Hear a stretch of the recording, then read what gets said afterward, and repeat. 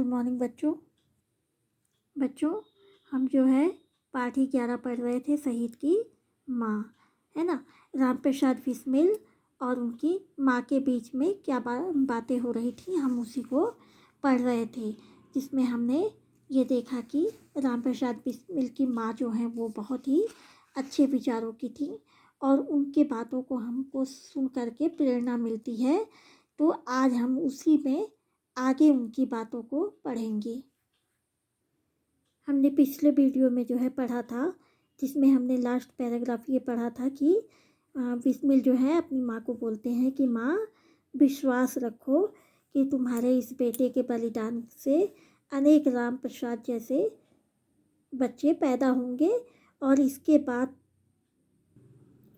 जो देखने को मिलेगा वो बहुत ही अच्छा होगा। यानी कि तब तक वह दिन जो है दूर नहीं होगा जब हमारा देश जो है गुलामी के चंगुल से मुक्त हो जाएगा और हम सब क्या करेंगे, आज़ादी की सांस लेंगे। तब जो है उस टाइम में यहाँ की ज़मीन जो है बहुत अच्छी लहलहाती हुई दिखाई पड़ेंगी। तो उनकी माँ जो है कहती है कि अब बेटा पता नहीं यह दिन कब आएगा, वह जो है बहुत ही अच्छा दिन होगा, कितना शुभ दिन होगा। तो बच्चों आज हम इसके आगे पढ़ेंगे, ठीक है। बिस्मिल बोलते हैं, जब आज़ादी का पहला जश्न मनाया जाए तब मेरी तस्वीर को ऐसी जगह रख देना जहाँ से मैं सारा जश्न अपनी उस तस्वीर के जरिए देख सकूं, लेकिन मेरी उस तस्वीर को कोई ना देख सके। माँ बोलती हैं, ऐसा क्यों मेरे लाल? मैं तेरी तस्वीर को ऐसी जगह रखूँगी जहाँ सारी दुनिया उसे देख सके। बिस्मिल, नहीं माँ, ऐसा मत करना। मेरी तस्वीर को देखकर लोगों को मेरी याद आ जाएगी और तब शायद उस खुशी के मौके पर उनकी आंखें गीली हो जाएं। मेरे देश को आज़ादी मिले और मेरे देशवासी उस दिन आंसू बहाए, यह सहन नहीं हो सकेगा।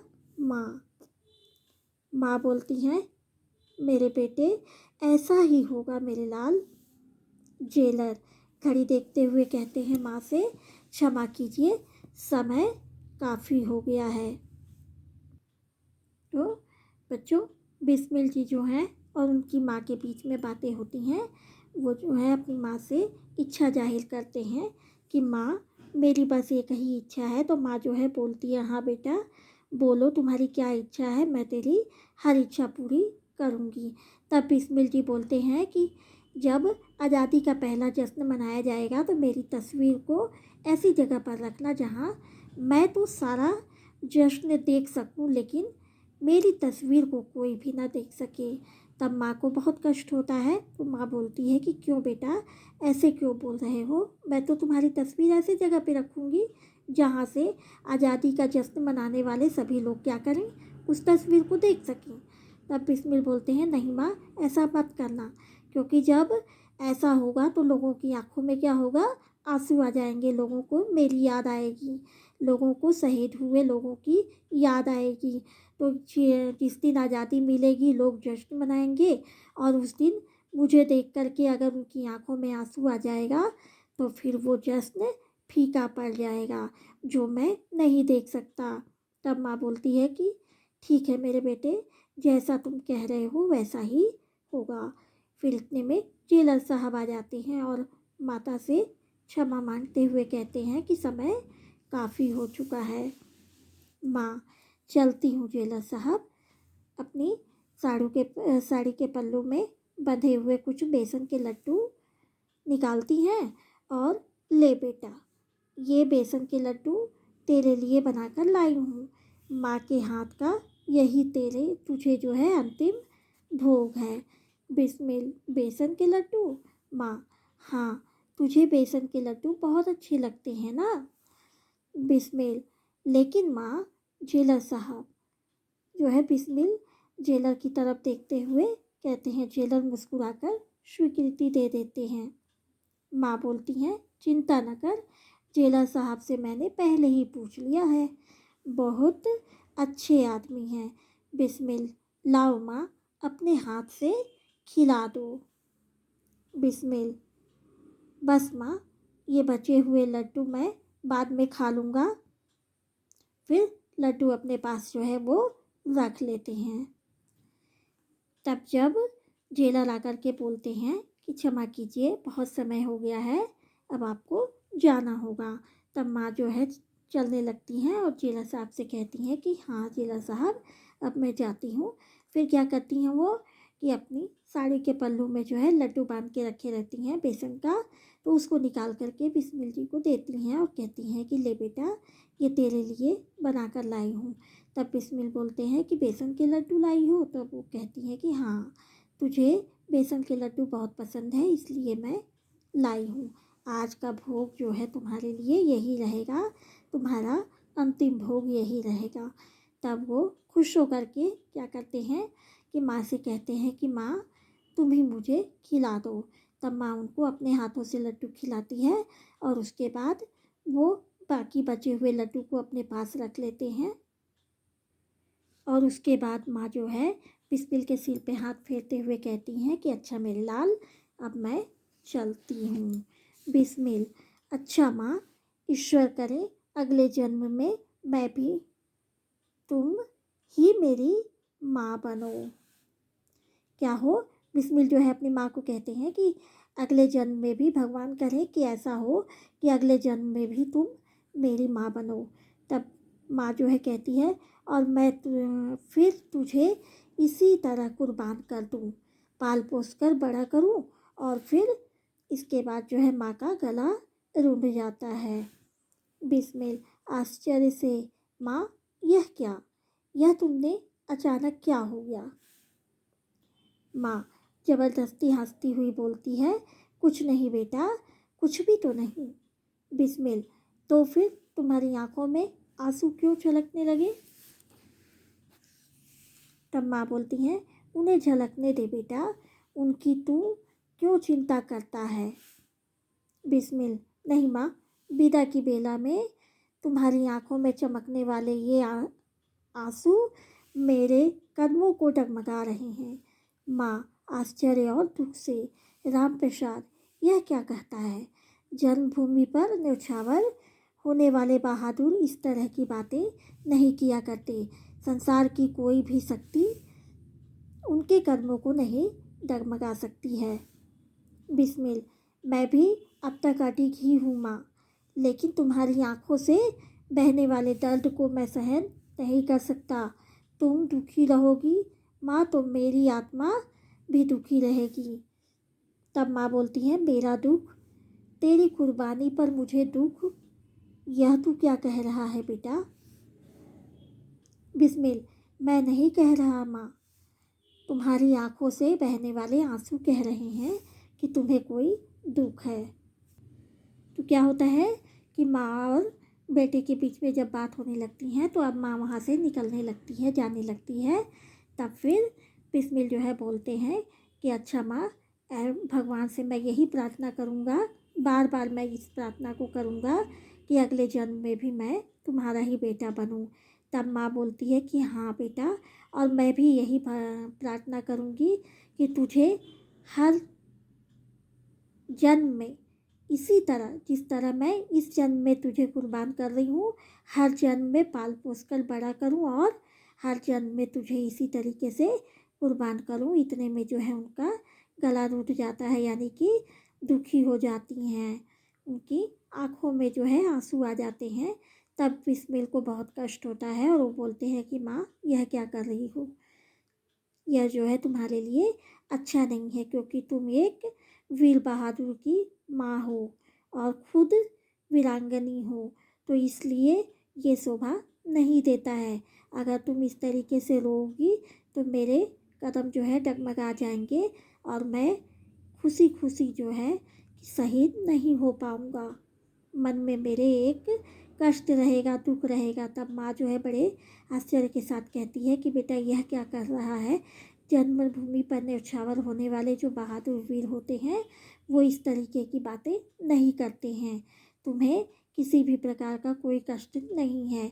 तब वो बोलते हैं कि मैं भी बहुत अडिग था, यानी कि मैं भी खड़ा था, मैं भी ये जानता था कि मैं बहुत बहादुर हूँ, लेकिन तुम्हारी आंखों के आंसू जो है मेरे कदमों को डगमगा रही हैं और मैं कष्ट में आ गया हूँ। अगर इस तरीके से तुम रोओगी तो मैं भी क्या करूँगा कि मुझे भी जो है दुख होगा, कष्ट होगा। तब माँ जो है बोलती है कि नहीं बेटा, तेरा दुख ये कभी नहीं हो सकता। तेरी कुर्बानी पर मैं कभी दुखी नहीं हो सकती। यह तू क्या कह रहा है, ऐसा कभी भी मत कहना। तब बिस्मिल कहते हैं, मैं नहीं कह रहा हूँ, तुम्हारी आंखों से बहने वाले आंसू कह रहे हैं कि तुम्हें कोई दुख है। अगर तुम खुश हो तो खुशी मन से रहो, है ना। तो माँ हंसकर पगले, अरे ये खुशी के आंसू हैं। बिस्मिल, खुशी के आंसू। माँ, हाँ बेटा, पाल पोस कर अपनी संतान को अपने हाथों से देश के लिए कुर्बान कर रही हूँ। तो कुर्बान कर देने में भी एक अजीब सी खुशी होती है और उस खुशी को प्राप्त करने का गौरव मुझे प्राप्त हो रहा है। बिस्मिल, माँ, मैंने समझा था कि माँ, अरे अब रहने भी दे अपनी समझ को।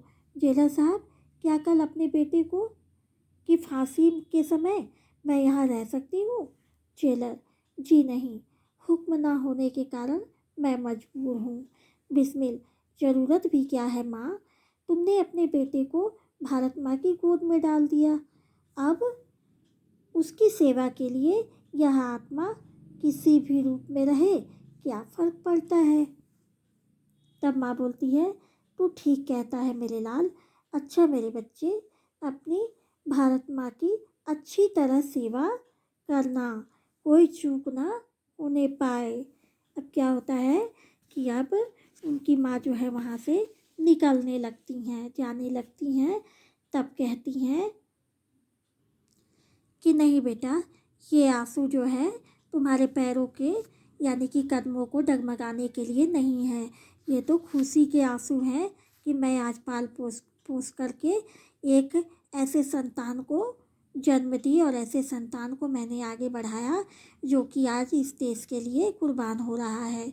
तो मुझे इससे क्या हो रही है, खुशी हो रही है, मुझे गौरव प्राप्त हो रहा है। मैं बहुत खुश हूँ कि आज मेरा बेटा अपने देश के लिए न्यौछावर होने जा रहा है। तब बिस्मिल बोलते हैं कि माँ, मैंने तो समझा था कि, तो माँ बोलती है, नहीं बेटा, अब रहने दो, अपनी समझ को इतना ज़्यादा मत समझो। जेलर साहब से माँ कहती है कि क्या मैं, जेलर साहब, क्या मैं कल अपने बेटे की फांसी को देखने के लिए यहाँ पर रह सकती हूँ? उस समय मैं यहाँ पर रहना चाहती हूँ। जब तब जो है जेलर बोलते हैं कि नहीं, यहाँ जो है कोई नहीं रह सकता, क्योंकि हमें हुक्म नहीं है, हम मजबूर हैं, हम किसी को रहने की इजाज़त नहीं दे सकते। तब बिस्मिल बोलते हैं कि ऐसी भी क्या ज़रूरत है माँ, यहाँ रहने की कोई ज़रूरत नहीं है, क्योंकि तुमने अपने बेटे को क्या किया है, भारत माँ की गोद में डाल दिया है, धरती माँ की गोद में डाल दिया है। और ये मेरा देश जो है भारत माँ है, इनकी गोद में तुमने अपने बेटे को डाल दिया है। तो अब इसकी कोई आवश्यकता नहीं है। कोई भी माँ हो, कोई भी कुछ भी हो, सब लोग खुश रहें, क्योंकि मैं भारत माँ की गोद में बैठा हूँ और मैं आज भी उनकी सेवा कर रहा हूँ। मरने के बाद भी मैं भारत माँ की सेवा करता रहूँगा। तब माँ जो है बोलती है कि हाँ बेटा, तू ठीक कह रहा है। अच्छा मेरे बच्चे, अपनी भारत माँ की अच्छी तरह सेवा करना, किसी भी प्रकार से अपनी भारत माँ को दुख मत होने देना, कोई चूक मत होने देना। उसके बाद क्या करती हैं वो, बिस्मिल के सिर पर हाथ फेरते हुए उसको आशीर्वाद देती हैं। और उसके बाद उनका जो है बिस्मिल माँ जो है का पैर छूता है। फिर उसके बाद जेलर साहब वहाँ से कहते हैं कि चलिए अब आपको जाना होगा। तो जेलर के साथ जो है वहाँ से माँ जो है चली जाती है। बिस्मिल उस तरफ देखता रहता है। उसके बाद धीरे धीरे पर्दा गिर जाता है। तो बच्चों, इस एकांकी को पढ़ने के बाद जो है हमको क्या समझ में आता है कि कोई भी बालक जो है जब जन्म लेता है तो जिस देश में जन्म लेता है ये उसका फ़र्ज होता है कि वो उस देश की रक्षा करे, उस राज्य की रक्षा करे, उस देश की रक्षा करे, वहाँ के लिए अपने कर्तव्य का पालन करे। तो इस तरीके से आप जब उस धरती पर जन्म लेते हैं तो धरती की सेवा करना आपका कर्तव्य हो जाता है, आपका फ़र्ज बन जाता है। लेकिन ये तो उस समय की कहानी है जब हम गुलामी में जकड़े हुए थे, जिस समय हमारा देश जो है गुलाम था, उस समय की ये कहानी है कि जब कोई भी माँ जो है उस टाइम में यही चाहती थी कि मेरे हज़ारों पुत्र रहें जिसको मैं इस देश के लिए न्योछावर कर दूँ, इस देश के लिए मैं उनको कुर्बान कर दूँ। क्योंकि हर कोई किसी का जो है यही सपना था कि हम अपने देश को किस तरीके से आज़ाद कराएं, चाहे वो कोई महिला हो, चाहे वो कोई पुरुष हो या कोई बच्चा हो। हर किसी के मन में अपने देश को आज़ाद देखने का सपना था और हर कोई जो है इसी के लिए कार्य कर रहा था। ठीक उसी प्रकार से जिस प्रकार से राम प्रसाद बिस्मिल और उनकी माँ दोनों ने किया। तो इसी तरीके से बहुत से ऐसे क्रांतिवीर लोग हैं, बहुत से ऐसे कुर्बानी देने वाले हमारे जो हैं जवान हैं, जो कि अपने देश की रक्षा के लिए कुर्बान हो गए। तो बच्चों, अपने देश का जो भी है रक्षा करना, उनकी देखभाल करना हमारा पहला कर्तव्य है। उसके बाद ही हमारा दूसरा कोई काम होता है। तो अपने देश के लिए हमेशा तैयार रहना चाहिए, तत्पर रहना चाहिए। अपने देश पर किसी भी प्रकार का कोई आँच नहीं आने देना चाहिए। ठीक है बच्चों? तो ये पाठ यहाँ पर ख़त्म होता है।